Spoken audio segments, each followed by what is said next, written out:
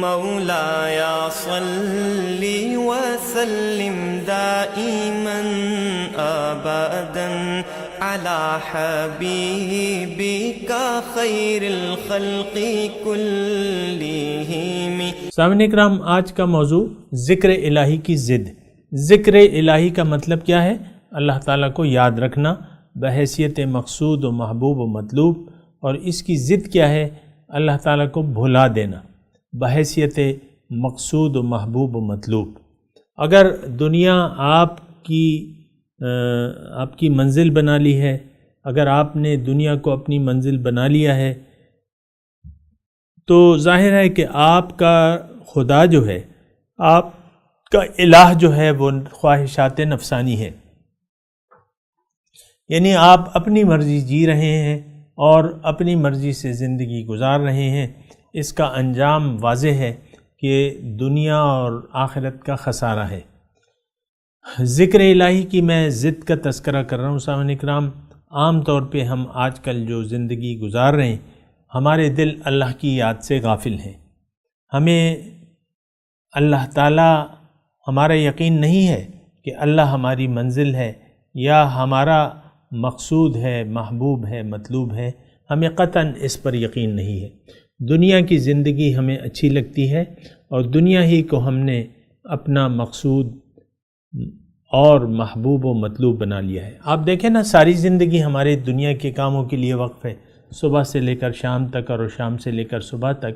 لیکن اس حالت میں، یعنی دنیا کی نیت کر کے اگر جو بھی آپ زندگی گزار رہے ہیں، اس میں اگر کوئی اچھے کام بھی آپ کرتے ہیں تو آپ یہ نوٹ کر لیں کہ وہ اچھے کام آپ کے ضائع ہو جائیں گے، کیونکہ ان کاموں میں آپ کی للہیت نہیں ہے، اللہ کی رضا نہیں ہے۔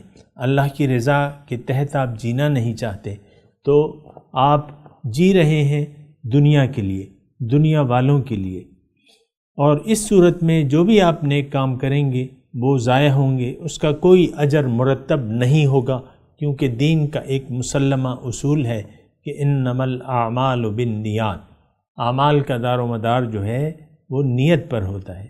نیت ہم نے دنیا کی بنا لی اور دنیا ہی کو ہم نے چاہا اور دنیا ہی کے لیے ہم زندگی گزارتے رہے، تو اس کا مقصد دنیا اور آخرت کا نقصان ہے، اس کے علاوہ کچھ بھی نہیں ہے۔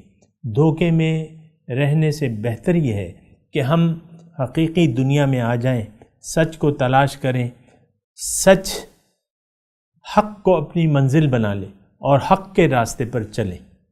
یہ ہماری تمام بیماریوں کا حل ہے، یا تمام پریشانیوں کا واحد حل یہ ہے کہ ہم اللہ کی طرف رخ پھیر کے اللہ ہی کے لیے زندگی گزارنے کا عزم کر کے اللہ کے راستے پر دوڑنے لگیں، مقامی طور پر ایک رہنما کا انتخاب کر کے جو آپ کو قرآن اور سنت کی رہنمائی اور عملی نمونہ مہیا کرے۔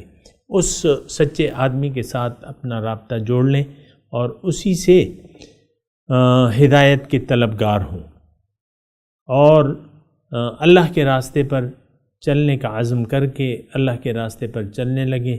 اللہ تعالیٰ آپ کا حامی و ناصر ہوگا، آپ کی زندگی بہتر ہو جائے گی، آپ کی پریشانیاں اور بدحالیاں اللہ تعالیٰ ختم کر دے گا اور آپ کو دائمی سکون اللہ تعالیٰ میسر فرمائے گا اور آپ کے لیے ایک نور مقرر کر دے گا۔ یہ بات نوٹ کر لیں، آپ کے لیے اللہ تعالیٰ ایک نور مقرر کر دے گا، آپ اس نور کی روشنی میں لوگوں میں چلت پھرت کریں گے۔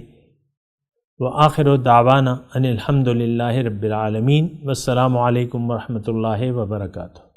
مولاي صل وسلم دائما ابدا على حبيبك خير الخلق كلهم۔